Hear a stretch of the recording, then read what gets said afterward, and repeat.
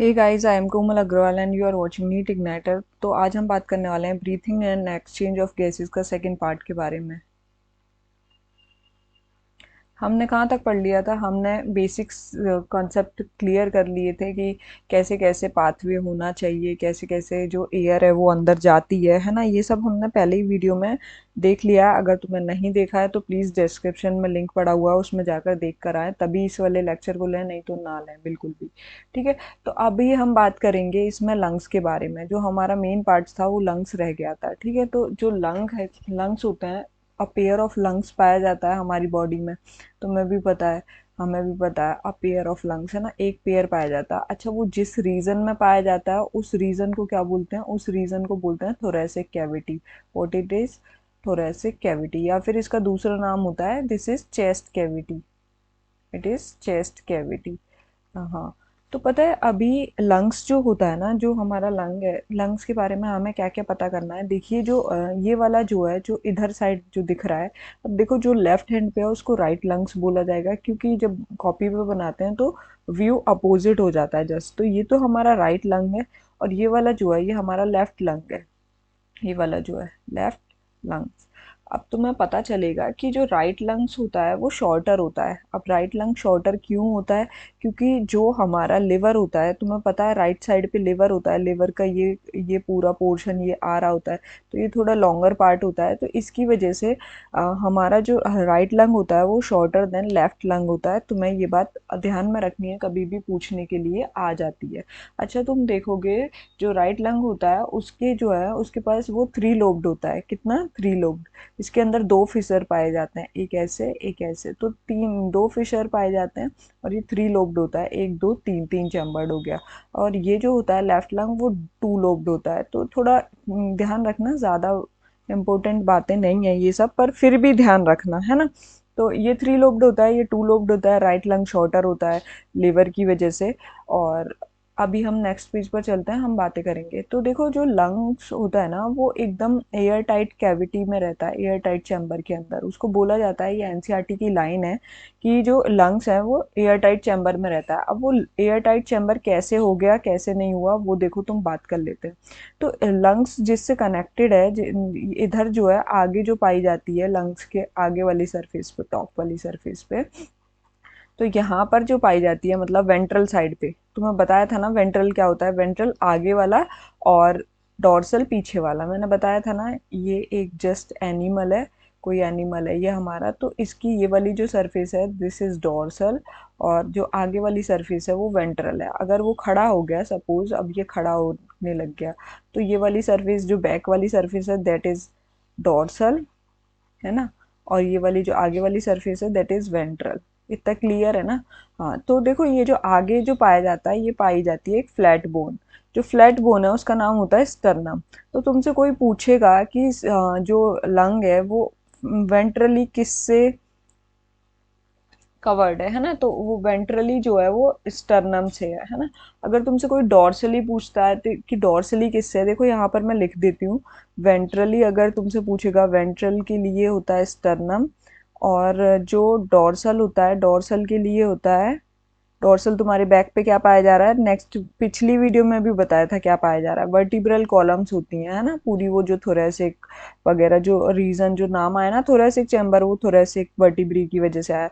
तो वो जो है वर्टिब्रल कॉलम पाया जा रहा है ना। अभी तुम्हें क्या है, अभी पोस्टीरियर एंटीरियर रह गया। एंटीरियर मतलब होता है ऊपर साइड, एंटीरियर मतलब ये ऊपर साइड, इधर से भी तो कवर होना चाहिए ये पूरा। तो इधर साइड जो पाई जाती है उसको बोलते हैं हम, उसको बोलते हैं क्लेविकल। अब वो जो क्लेविकल होती है, क्लेविकल का दूसरा नाम पता है तुम्हें? इसको ब्यूटी बोन भी बोलते हैं, कॉलर बोन बोलते हैं, कॉलर वाली पोर्शन में पाई जा रही है, दैट्स वाई। ठीक है। तो क्लेविकल जो है वो एंटीरियरली कवर करके रखता है। अब तुमसे पूछा जाएगा पोस्टीरियरली के कवर किधर से है, नीचे से। तो नीचे क्या पाया जाता है? नीचे पाया जा रहा है डायफ्राम, है ना, डायफ्राम। तो डायफ्राम जो है वो नीचे पाया जा रहा है। तो हमने ventral, dorsal, anterior, posterior cover कर ली है। अभी ये लेटरली भी कवर्ड होता है। लेटरली किसके थ्रू कवर होता है? दीदी रिब्स कहाँ गई, बहुत देर से सोच रहे होंगे ना। तो वो जो रिब्स हैं वो लेटरली होती हैं, मतलब इसके चारों ओर ऐसे ऐसे लेटरली ऐसे इसको पूरे को कवर करके रखती हैं, है ना, ये वाली जो रिब्स होती हैं हमारी टोटल। ठीक है। अब तो मैं रिब्स के बारे में थोड़ा सा ज्ञान दे देती हूँ कि जो 7 पेयर ऑफ रिब्स होते हैं, 7 पेयर ऑफ रिब्स होते हैं, वो ट्रू रिब्स होते हैं। वो क्या होते हैं, वो ट्रू रिब्स होते हैं। क्यों ट्रू रिब्स होते हैं? क्योंकि वो डायरेक्ट स्टर्नम से जुड़े होते हैं। स्टर्नम से जो भी रिब्स जुड़ी होंगी दैट इज ट्रू रिब्स। और जो 3 पेयर ऑफ रिब्स होते हैं वो होते हैं फॉल्स रिब्स। क्या?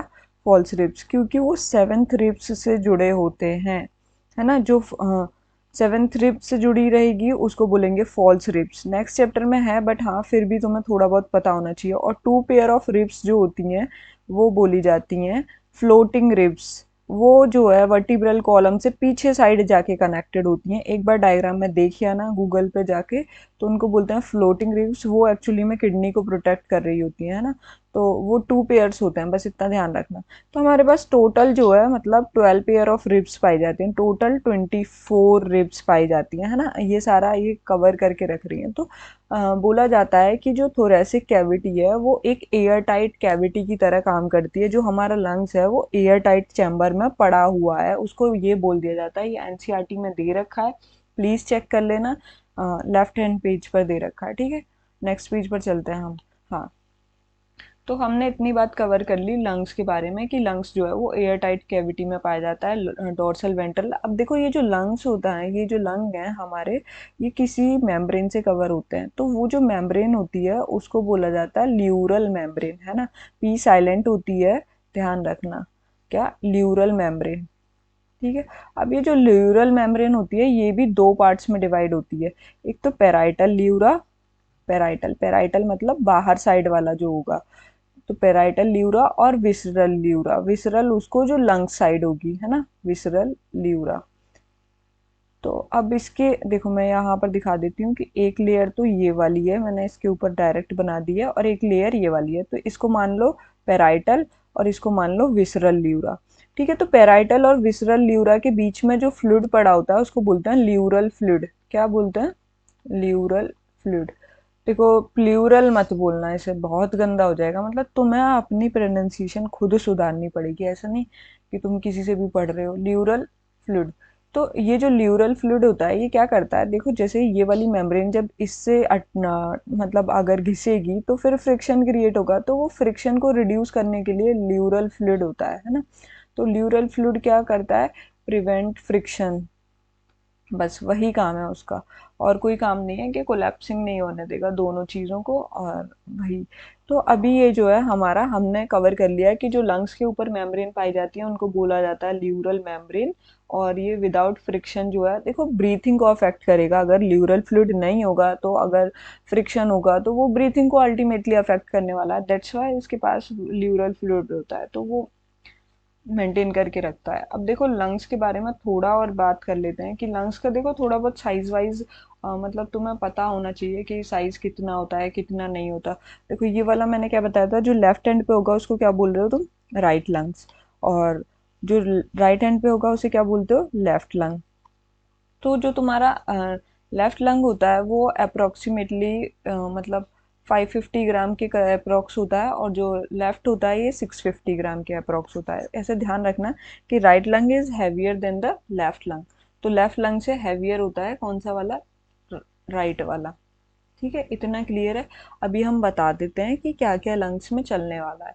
और तुम्हें पाथवे तो याद ही है, एक और बार या रिवाइज करा देती हूँ, रिवाइज करा ही देती हूँ। देखो मैंने तुम्हें बताया था एक होता है कंडक्टिंग पार्ट। क्या होता है? एक कंडक्टिंग पार्ट। कंडक्टिंग पार्ट में क्या हो रहा था कि जो भी हमने मतलब जहाँ से पाथवे स्टार्ट हुआ है वहां से मतलब कोई एक्सचेंज नहीं होगा, सिर्फ यहाँ पर कंडक्ट कराया जा रहा है।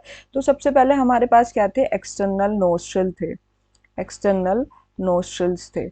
एक्सटर्नल नोस्ट्रल जो थे वो नेजल चैम्बर में जा रहे थे। नेजल चैम्बर से हम कहाँ जा रहे थे? नेजल चैम्बर से हम इंटरनल नेयर्स के पास जा रहे थे। इंटरनल नेयर्स से जो छेद है ना अंदर वाले, फिर उसके बाद हम नेसोफेरिंग्स पे जा रहे थे, याद हो तो तुम्हें? नेसोफेरिंग्स।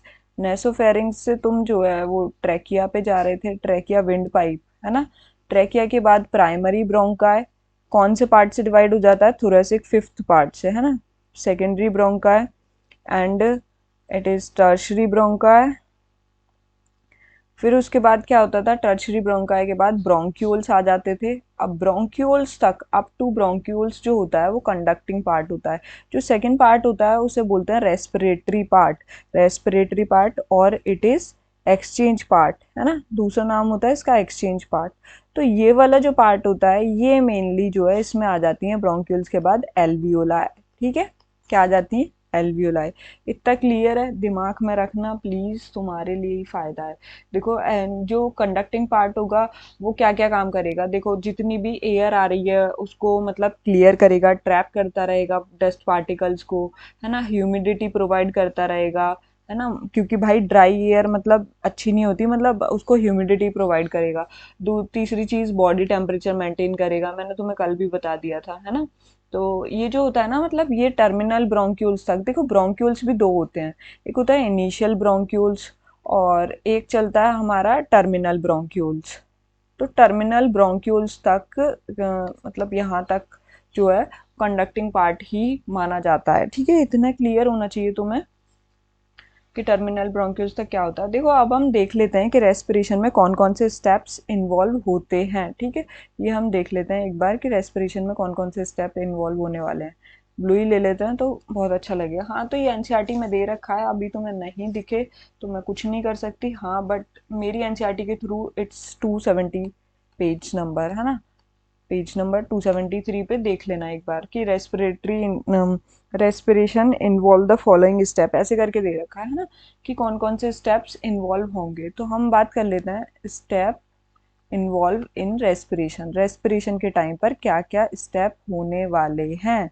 ठीक है, तो देखो सबसे पहला स्टेप क्या होता है, तुम सबसे पहले क्या करते हो, ब्रीथिंग करते हो, तुम सबसे पहले सांस लेते हो। मैं तुम्हें कल ब्रीथिंग की डेफिनेशन सुना रही थी ना, बहुत की ब्रीथिंग मतलब सांस लेना, O2 इन करना, CO2 आउट करना। मतलब क्या होता है breathing generally, the process of exchange of O2 from the atmosphere with the CO2 produce by the cell, it's called breathing ना। मैं वही तो बोल रही थी कि जो O2 का एक्सचेंज है एटमॉस्फेरिक एयर से जो हमें मिल रहा है, CO2 से एक्सचेंज करना है जो सेल से प्रोड्यूस हो रही है, बस वही होता है। इसमें कौन कौन से दो स्टेप थे, एक था इंस्पिरेशन और एक था एक्सपिरेशन, है ना, एयर को अंदर करना और एयर को बाहर करना। तो ये O2 इन करते हैं और CO2 आउट करते हैं मेनली ब्रीथिंग के अंदर। तो सबसे पहला स्टेप होता है, ये कंडक्टिंग पार्ट में ही आ जाता है कि हमने ब्रीथिंग कर ली, तो पहला स्टेप जो होता है रेस्पिरेशन का वो होता है ब्रीथिंग, तुमने सांस ले ली।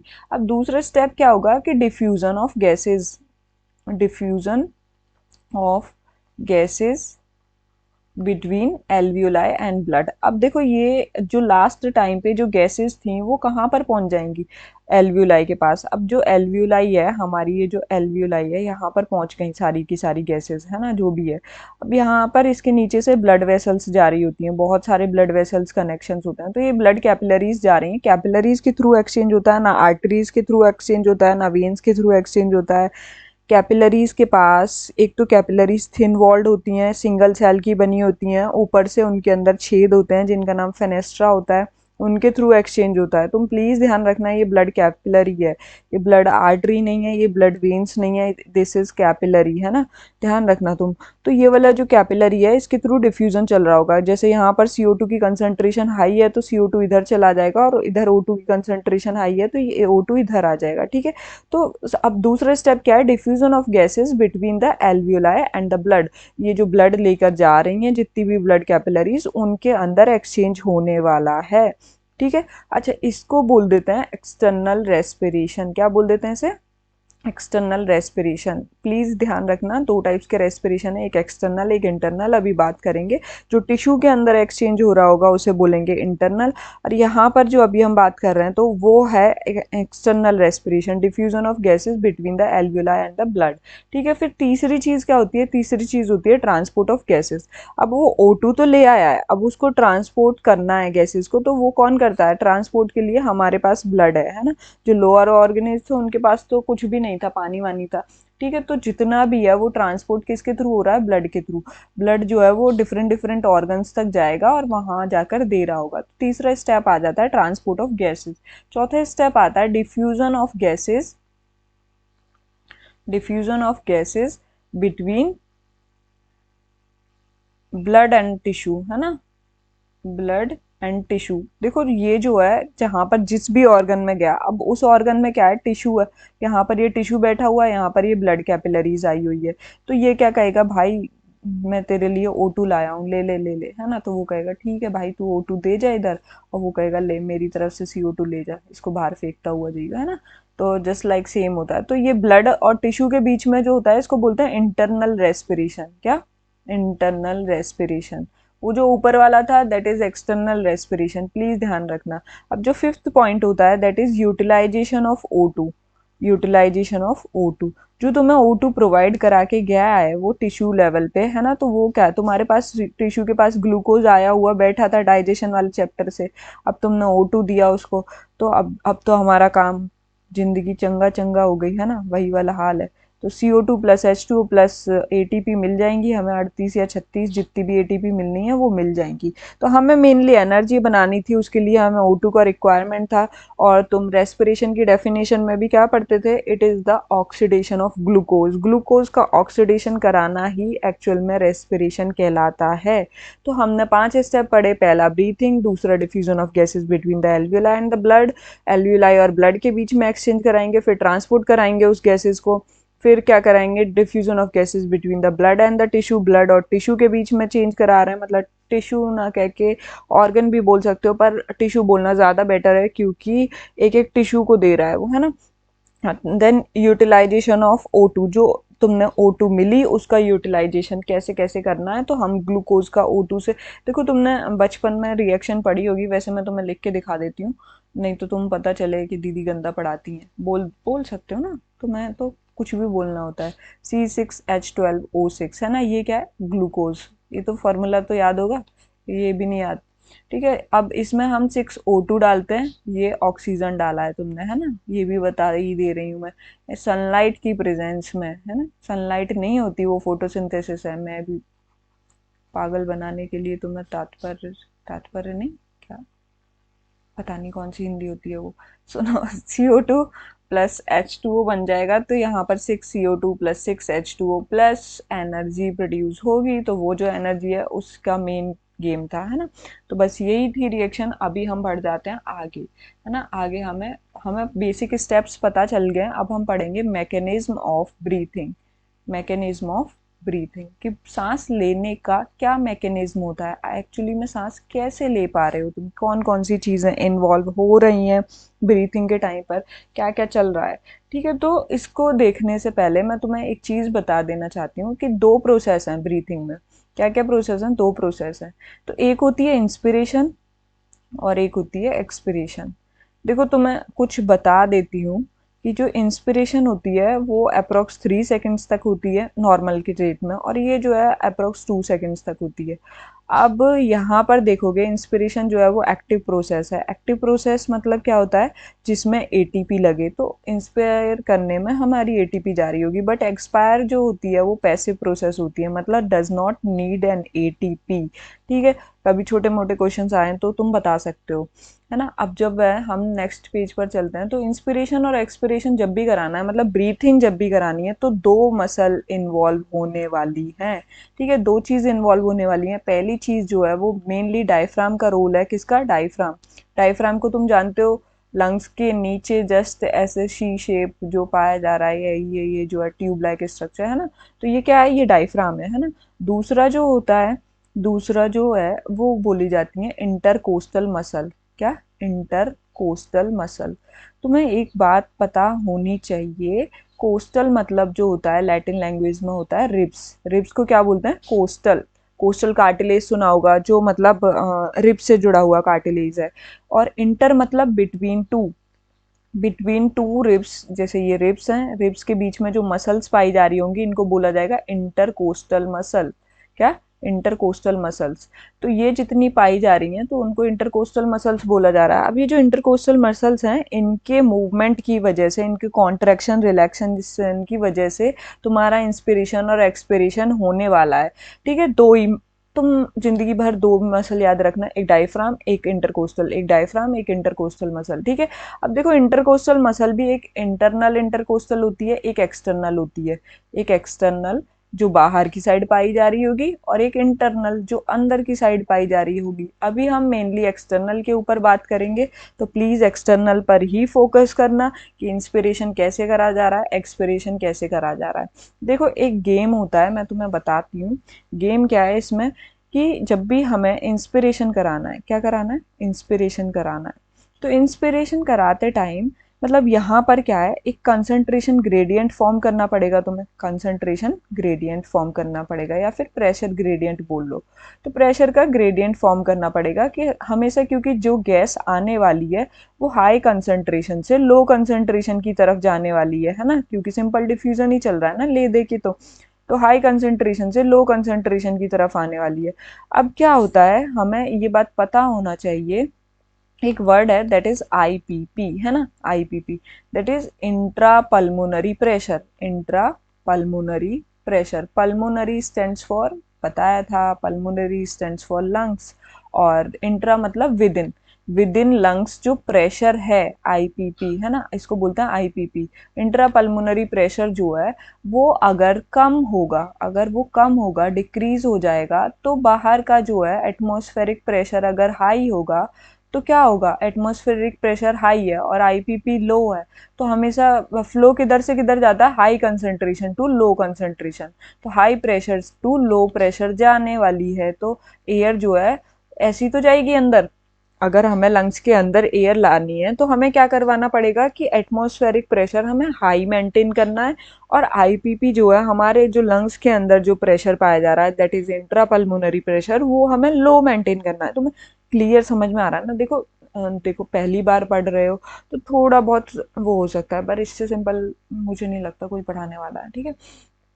कहो दीदी ओवर कॉन्फिडेंस, अरे ओवर कॉन्फिडेंस नहीं, मैं सच्ची बता रही हूँ कि मतलब ठीक पढ़ाती हूँ, मुझे इतना तो कॉन्फिडेंस है ही। तो देखो लोअर लोअर प्रेशर मतलब एटमॉस्फेरिक प्रेशर हाई करना पड़ेगा और आईपीपी लो करना पड़ेगा, तो इससे क्या होगा, एयर रश इन, ठीक है, अंदर जाएगी वो।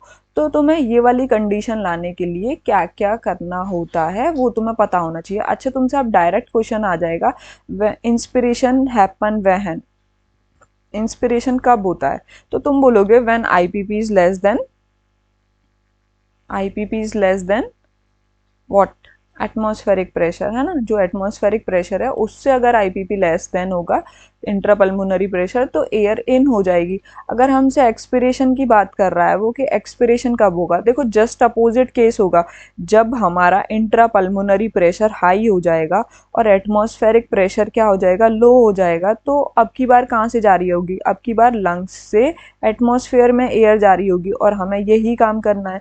तो आईपीपी जब हाई हो जाएगा और एटमॉस्फेरिक प्रेशर लो हो जाएगा, तो ये इधर साइड फ्लो हो जाएगा।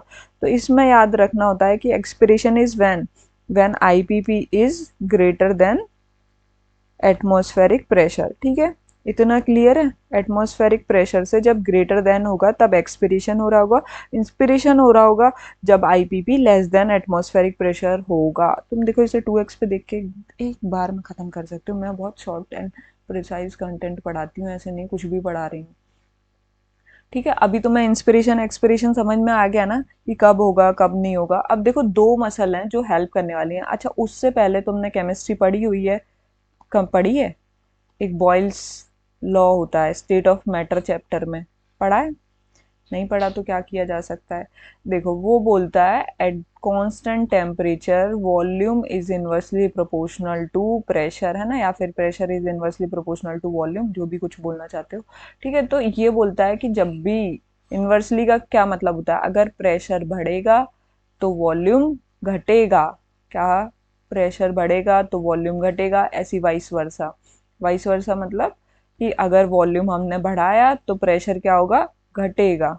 तो ये जो सीन होता है ना, तो ये होता है बॉयल्स लॉ। तो यहाँ पर बॉयल्स लॉ काम करेगा तुम्हारी बॉडी में। अगर तुमने केमिस्ट्री नहीं पढ़ी, ना ही तुम्हें समझ में आती, तो बस तुम इतना समझ लेना कि volume is inversely proportional to pressure होता है, वॉल्यूम बढ़ता है तो प्रेशर घटता है एट कांस्टेंट टेम्परेचर पे।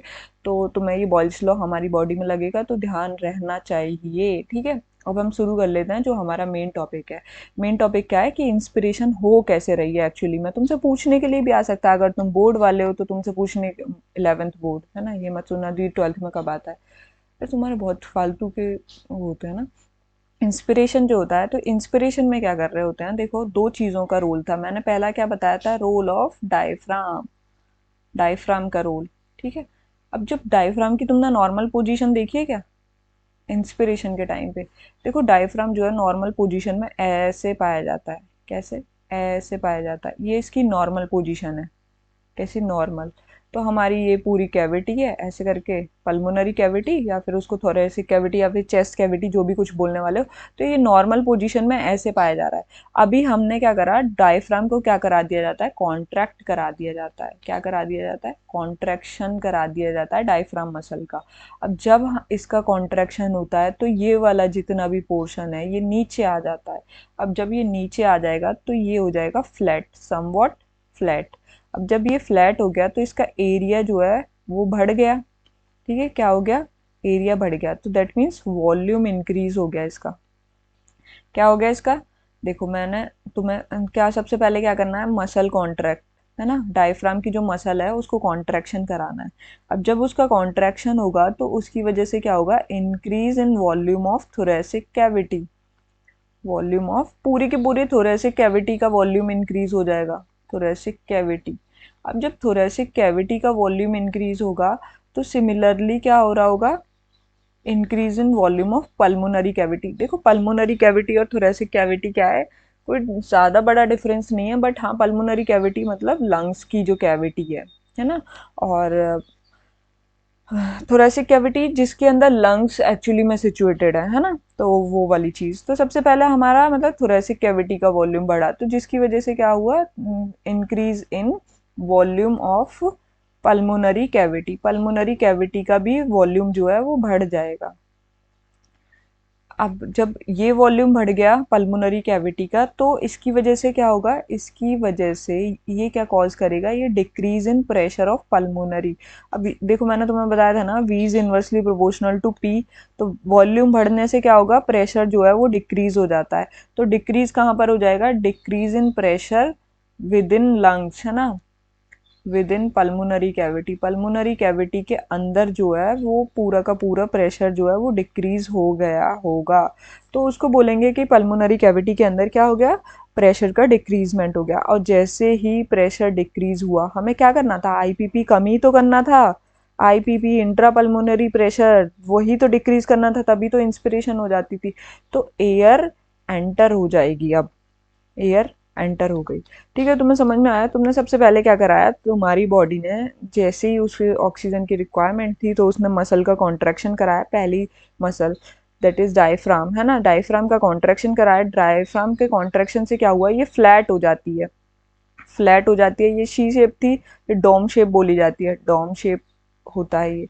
ठीक है, गुम्मद टाइप, है ना, डोम नहीं जानते हो तो ऐसे वो नहीं, मंदिरों के ऐसे गोल गोल गुम्मद होते हैं, यहाँ पे ऐसे झंडा लगा होता है ना, वो वाला तो डॉम शेप। अब ये जो है ना ये फ्लैट हो जाएगा।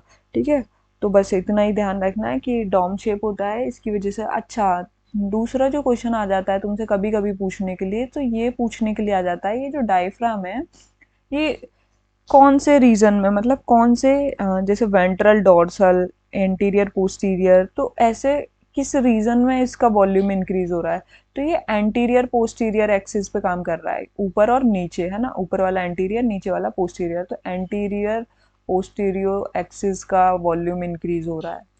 ठीक है, वहां पर वर्ड होंगे तो प्लीज कंफ्यूज मत हो ना, एंटीरियर पोस्टीरियर एक्सिस, क्योंकि ये एंटीरियर है ऊपर वाला, नीचे वाला पोस्टीरियर, तो यही तो इंक्रीज हुआ है, एंटीरियर ये रहा, अब पोस्टीरियर ये रहा, तो यही तो वॉल्यूम इंक्रीज हुआ है।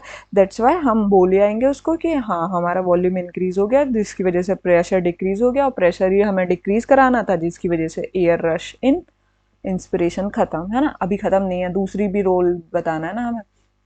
देखो, अब जो दूसरा जो है इंस्पिरेशन में, वो दूसरी जो यूज हो रही है उसका नाम है एक्सटर्नल इंटरकोस्टल मसल। कौन सी, external intercostal muscle. Costal muscle कौन सी थी, जो रिब्स के बीच में जो पाई जा रही है। प्लीज क्लियर रखना, लैटिन लैंग्वेज बहुत सिंपल लैंग्वेज होती है, ऐसी समझ में आती है, मतलब टिप्स पे आ जानी चाहिए तुम्हारी।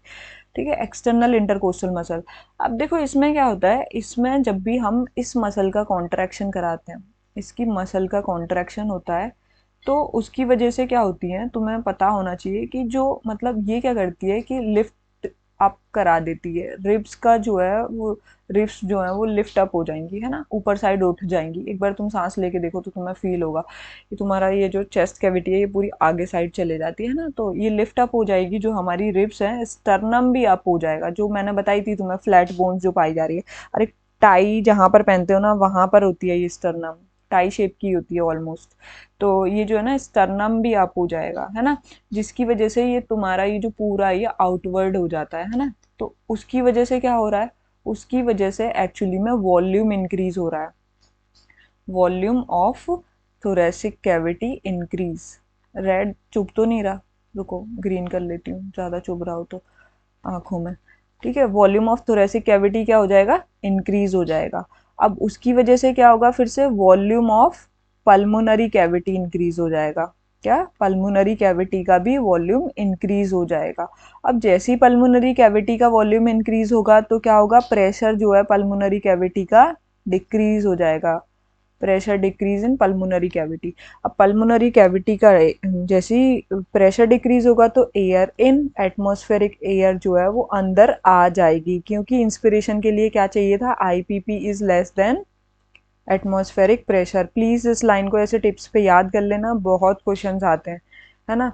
तो ये जो है IPP is less than atmospheric pressure होना चाहिए इंस्पिरेशन करने के लिए। तो पहली मसल जो यूज हो रही थी दैट इज डायफ्राम, जो कि एंटीरियर पोस्टीरियर रीजन में काम कर रही थी। अच्छा, ये कौन से रीजन में काम करती है, ये डोर्सल वेंट्रल, है ना, डोर्सो वेंट्रल बोलते हैं इसे, कि डोर्सो वेंट्रल, क्योंकि इसने आगे पीछे कर रही है ना। देखो पहले तुम्हारी जो जितनी भी चेस्ट कैविटी थी वो आउटवर्ड जाएगी, फिर मतलब बाद में जब रिलैक्सेशन जब एक्सपिरेशन हो रहा होगा तो पीछे जा रही होगी। तो डोर्सल और वेंट्रल पोजीशन पे काम कर रही है ना, तो डोर्सो वेंट्रल एक्सिस पे काम करती है ये। ध्यान ध्यान रहेगा, क्लियर है ना इंस्पिरेशन। बस इतना ही होता है इंस्पिरेशन के बारे में, प्लीज याद रखना, बहुत अच्छा फील होगा तुम्हें। मतलब मैं पता नहीं कैसा, मुझे तो अच्छा ही फील होता है पढ़ा के, बाकी तुम्हारा तो पता नहीं पढ़ के कैसा फील होता है तुम्हें। हाँ देखो एक्सपिरेशन की बात कर लेते हैं। लाइक वाइक कर दिया करो, एक आध को बोल दिया करो, नहीं बोला करो तो मत बोला करो, क्या ही कर सकते हैं। देखो एक्सपिरेशन, एक्सपिरेशन मतलब हमें बाहर निकालनी है गैसेस।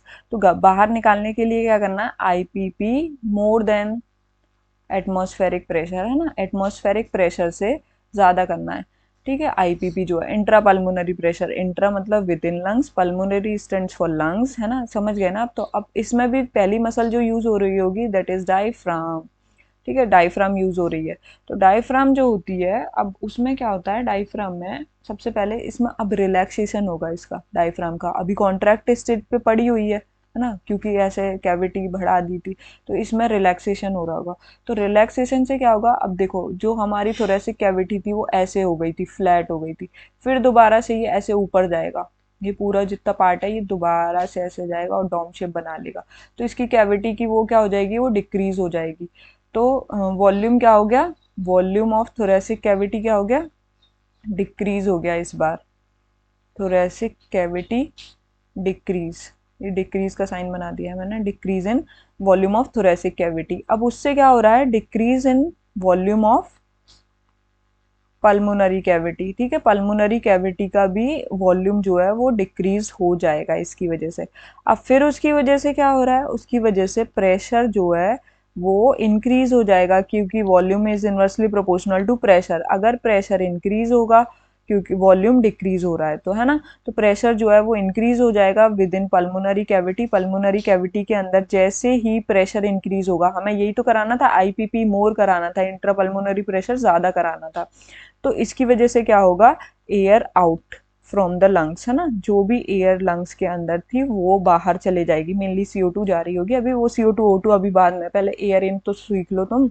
ठीक है, तो ये डायफ्राम ने क्या करा दिया, डायफ्राम का रिलैक्सेशन हो गया, जिसकी वजह से कैविटी, अब समझ गए ना। दूसरी जो मसल यूज होती है एक्सपिरेशन में, दूसरी जो मसल यूज हो रही है एक्सपिरेशन में that is external intercostal muscle, external intercostal muscle.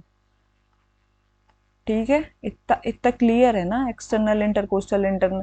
अभी इंटरनल का कोई यूज नहीं कराया है हमने, अभी सिर्फ एक्सटर्नल इंटरकोस्टल का। Coastal stands for ribs, inter मतलब बिटवीन रिब्स जो मसल्स पाई जा रही हैं बाहर साइड पर।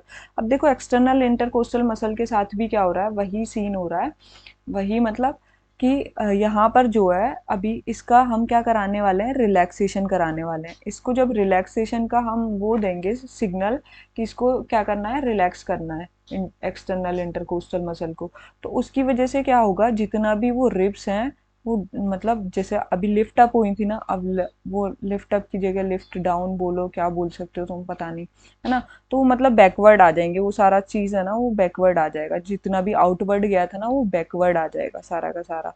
जिसकी वजह से क्या होगा, हमारा वॉल्यूम जो है वो फिर से डिक्रीज हो जाएगा। डिक्रीज होने की वजह से क्या होगा, मतलब थोरेसिक कैविटी का, उसकी वजह से वॉल्यूम किसका डिक्रीज होगा, वॉल्यूम पल्मोनरी कैविटी का डिक्रीज होगा। और फिर उसके बाद किसका प्रेशर इंक्रीज हो जाएगा, प्रेशर इंक्रीज हो जाएगा हमारा पल्मोनरी कैविटी का। और जैसे ही प्रेशर इंक्रीज हुआ तो लंग्स के प्रेशर ज़्यादा है और एटमॉस्फेरिक प्रेशर कम है, तो यहाँ से यहाँ जाएगी एयर आउट, तो एक्सपिरेशन हो गया।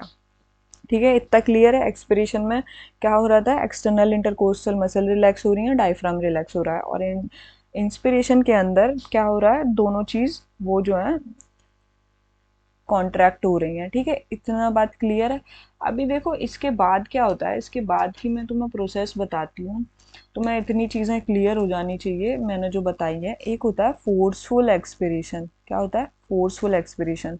तुम ये भी कर सकते हो, मतलब फोर्सफुली एक्सपायर कर सकते हो। तुम्हें याद है, तुम बर्थडे की कैंडल वो जो होती है ना, मैजिक कैंडल्स, वो बुझती नहीं है ना, उसको ब्लो करो एयर को तो वो बुझती नहीं है, बार बार जल जाती है।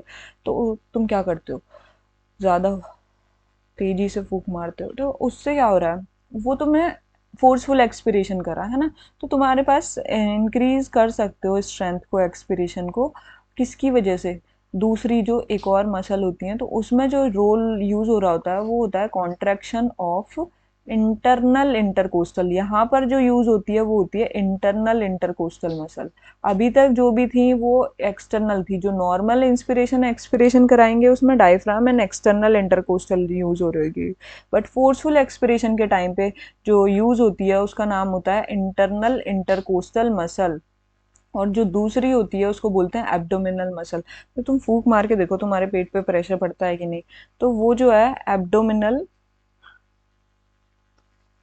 मसल है ना। तो ये दोनों जो है, ये दोनों की दोनों कंप्रेस होती हैं, इन दोनों को कॉन्ट्रैक्शन किया जाता है। कॉन्ट्रैक्शन से वही होता है, कॉन्ट्रैक्शन से क्या होगा, डिक्रीज होगी, decrease in volume of thoracic cavity. Thoracic cavity का वॉल्यूम डिक्रीज हो जाता है कॉन्ट्रैक्शन कराने से इनके से। फिर इनके कॉन्ट्रैक्शन से फिर वो पल्मोनरी कैविटी का वॉल्यूम डिक्रीज हो जाएगा, उसकी वजह से क्या होगा, इंक्रीज इन प्रेशर होगा पल्मोनरी कैविटी में, और फिर एक्सपल्शन ऑफ एयर हो जाता है। वही सेम केस चलता है, बस तुम इतना ध्यान रखना है कि फोर्सफुल एक्सपिरेशन के टाइम पर दो मसल और यूज हो रही हैं, that is internal intercostal and abdominal muscle. Please इसको क्लियर रखना। देखो मैं एक टेबल बना देती हूँ तुम्हें याद रहे इससे। अब मुझे टेबल, हाँ टेबल चलो कोई बात नहीं बना ही देती हूँ। देखो ये है स्टेज ऑफ ब्रीथिंग,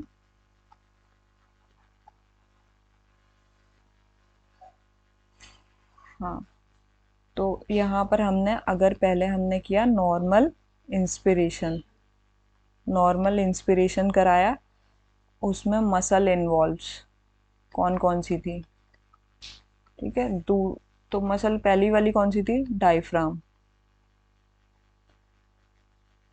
ठीक है, ये मेरी स्पेलिंग थोड़ी गड़बड़ हो गई है यार, स्टार्टिंग से ही गड़बड़ चल रही थी क्या, मुझे पता ही नहीं चला। PHRAGM, ठीक है। हाँ, तो यहाँ पर हम बताएंगे कॉन्ट्रैक्ट या रिलैक्स कौन सी हुई है। तो यहाँ पर क्या हुई है, यहाँ पर ये जो है डायफ्राम कॉन्ट्रैक्ट हो जाती है। अब दूसरी जो है, दूसरी कौन सी यूज़ करते हैं, external, external intercostal muscle, external intercostal muscle. ठीक है, तो ये भी क्या होती है, ये भी कॉन्ट्रैक्ट होती है। अगर तुम क्या कर रहे हो, नॉर्मल एक्सपिरेशन करा रहे हो, क्या नॉर्मल एक्सपिरेशन करा रहे हो, तो नॉर्मल एक्सपिरेशन के टाइम पर भी डायफ्राम इन्वॉल्व होता है, और दूसरा जो है वो एक्सटर्नल इंटरकोस्टल मसल यूज होती है ना। तुम देख लेना बस एक बार, तो ये भी रिलैक्स हो जाती है और ये भी रिलैक्स हो जाती है इस टाइम पर अगर हमने तीसरी चीज़ जो है वो क्या कराई, फोर्सफुल एक्सपिरेशन कराई, फोर्सफुल एक्सपिरेशन, तो उसके टाइम पर क्या होता है, एक जो मसल यूज हो रही है that is internal intercostal muscle, internal intercostal muscle, और दूसरा चीज जो यूज होता है that is abdominal muscle, abdominal muscle. तो ये दोनों की दोनों क्या होती हैं, कॉन्ट्रैक्ट हो जाती हैं। इतना ध्यान रखना बस। आज के लिए बस इतना ही। Thank you so much. अगर तुम्हें लाइक पसंद आया हो तो लाइक सब्सक्राइब एंड शेयर कर देना।